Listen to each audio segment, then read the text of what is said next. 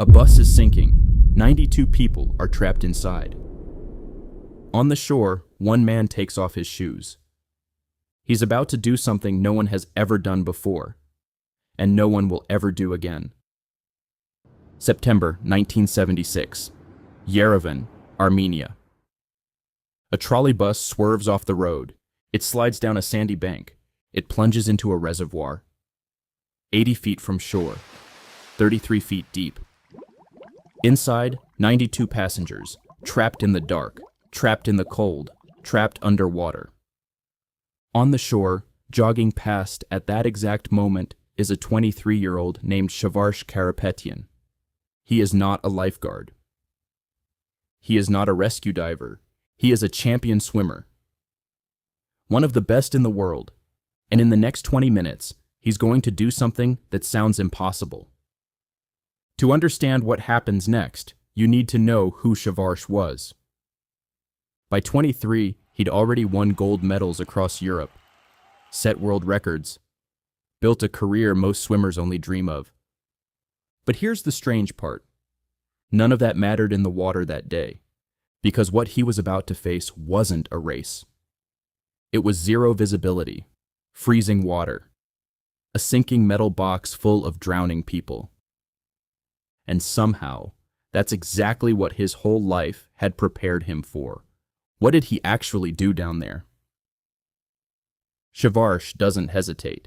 He dives straight into the reservoir, swims 80 feet through cold, murky water.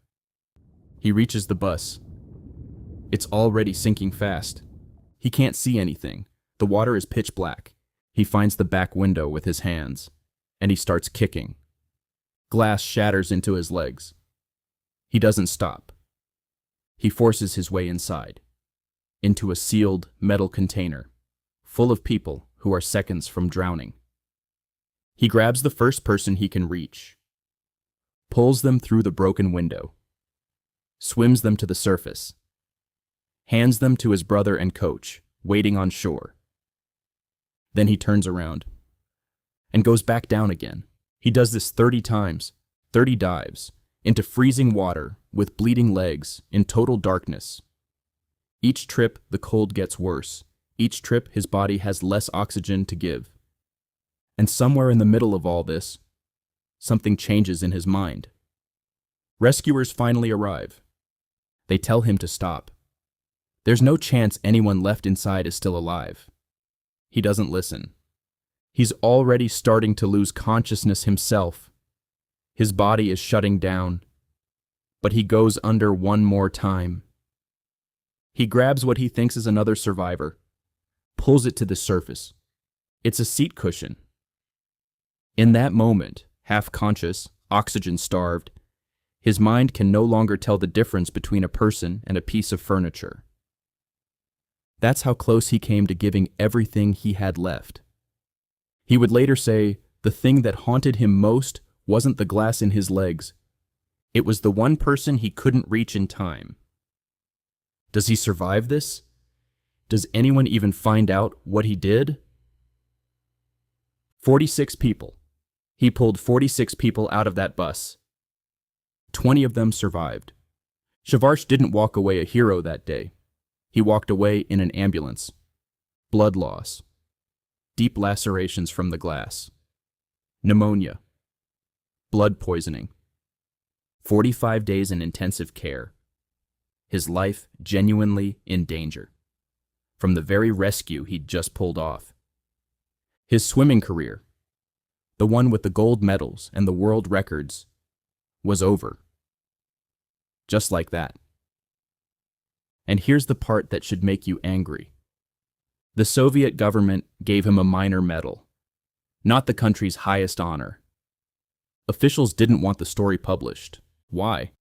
Because in the Soviet Union, trolleybuses weren't supposed to fall into lakes. The accident itself was an embarrassment.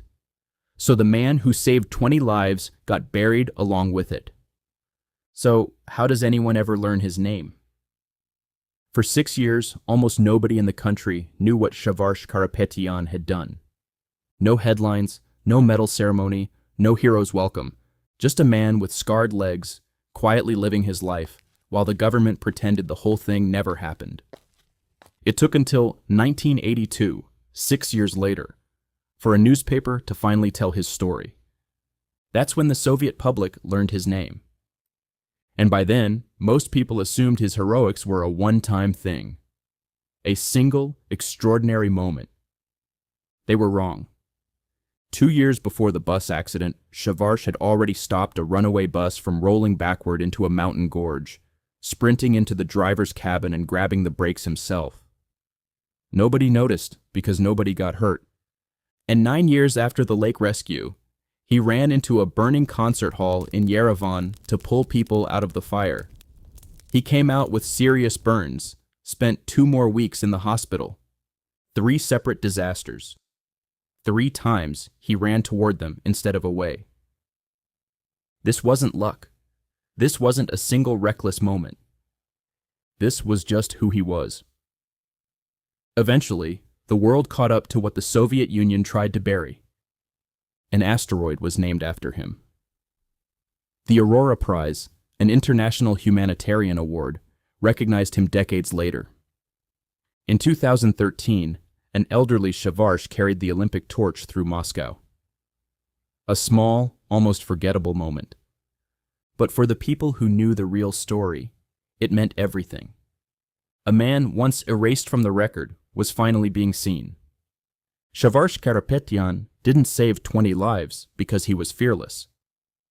He saved them because he kept going back, dive after dive, into the dark, long after fear would have told anyone else to stop.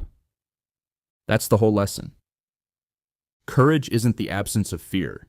It's diving in anyway, 30 times if that's what it takes. Did you hear about this hero? Let us know about your thoughts in the comments. And don't forget to subscribe and like the video.